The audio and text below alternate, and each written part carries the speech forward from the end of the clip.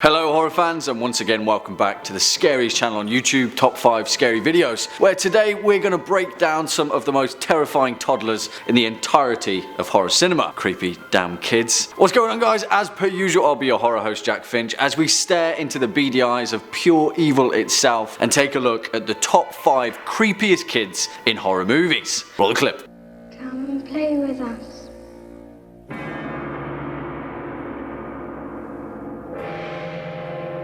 Play with us, Daddy.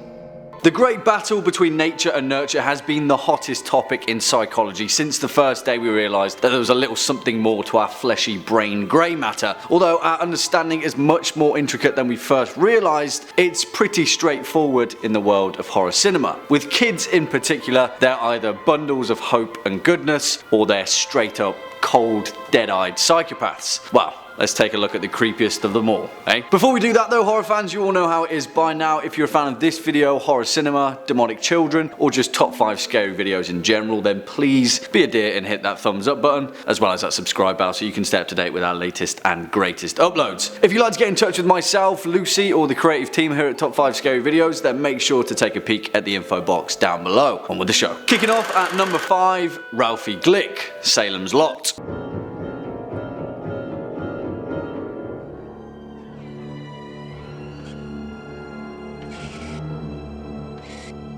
The fact that there are 2 vampire children window floating scenes in Stephen King's Salem's Lot is just testament to the fact that he loves to mess with us. But the creepiest of the 2, without a doubt, although some people would disagree with me, is the young Ralphie Glick visiting his brother Danny Glick after disappearing and being bitten by the evil vampire overlord Barlow. I say this proudly, Salem's Lot is one of my favourite horror stories of all time, and Tobe Hooper's 1979 TV miniseries is one of the most faithful adaptations of anything ever. This scene cemented itself as one of my scariest horror moments as a kid. Ralphie Glick, who up until this point is a complete mystery, and the first time we see him, he's scratching on a second floor bedroom window with long vampiric nails. Nah, no, thank you. And what does his brother Danny do? Of course, he lets him in. This is one of those moments where you either learn a lesson or, well, get turned into a vampire. It made it so much more impactful then when this scene was later recycled in the miniseries, yet this time our boy Mark Petrie knows exactly what's up. You know why? Because he was a faithful horror fan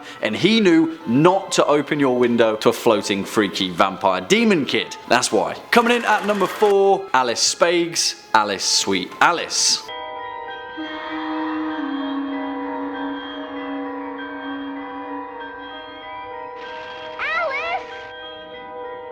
And first and foremost, if you haven't seen this film already, then put it on your to watch list, because this is an undiscovered 70s slasher gem. And really, this film is kind of a precursor to the whole is this kid evil, is she innocent, oh no, she's the spawn of Satan kind of vibe. And it lays those themes on pretty damn heavily. Released in 1976 and directed by Alfred Soule, Alice Sweet Alice was partly inspired by Nicholas Roeg's awesome 1973 thriller Don't Look Now, and the Hitchcockian dread of a deeply unsettled child that no one really pays any heed to. Bad move, guys. Bad move. And to be fair, the warning signs are pretty clear, but of course everyone's too caught up with Alice's sister Karen's Holy Communion that they don't realise that a demonic spawn of evil was under their noses the entire time. Like always, I don't really want to spoil anything, but this film's ambiguity is what really seals the deal. We know all along that Alice Spags is a pretty evil kid, that much is made clear incredibly early on. But how evil? Well, maybe she killed everyone, or maybe she didn't, or maybe she was just pulling the strings all along. Also, she's 12 years old. What the hell? Next up at number 3, Regan MacNeil,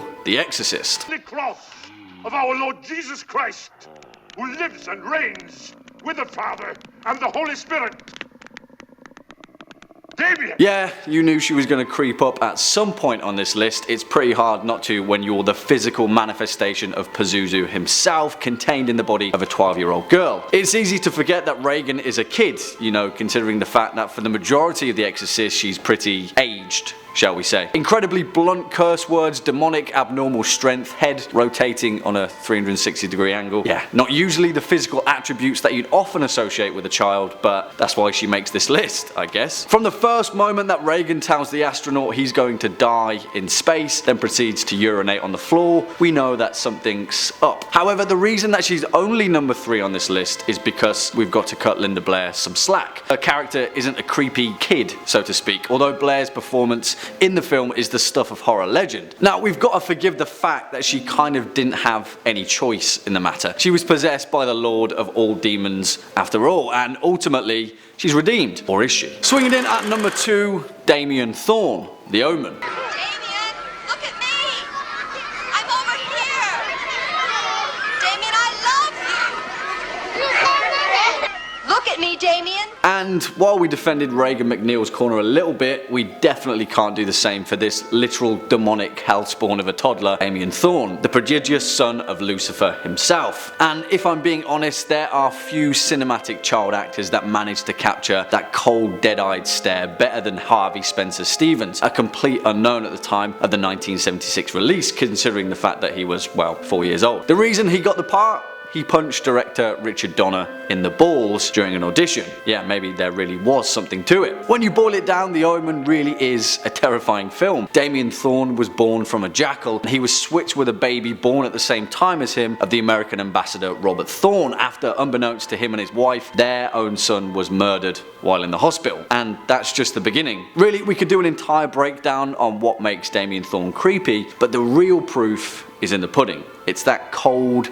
long, dead gaze that stares straight through your soul. When you know, you just know. Kids, pure evil. And finally, at our number 1 spot, the Grady Twins, The Shining.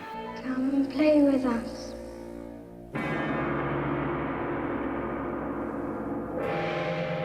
Come play with us, Daddy.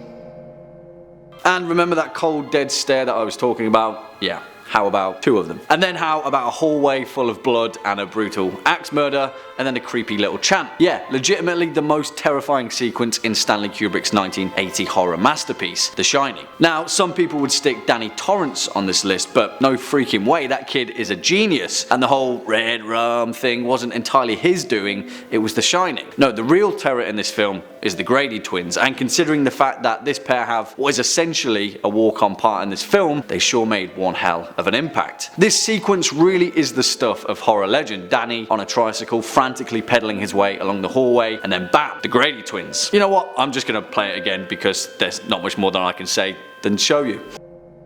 Forever and ever and ever.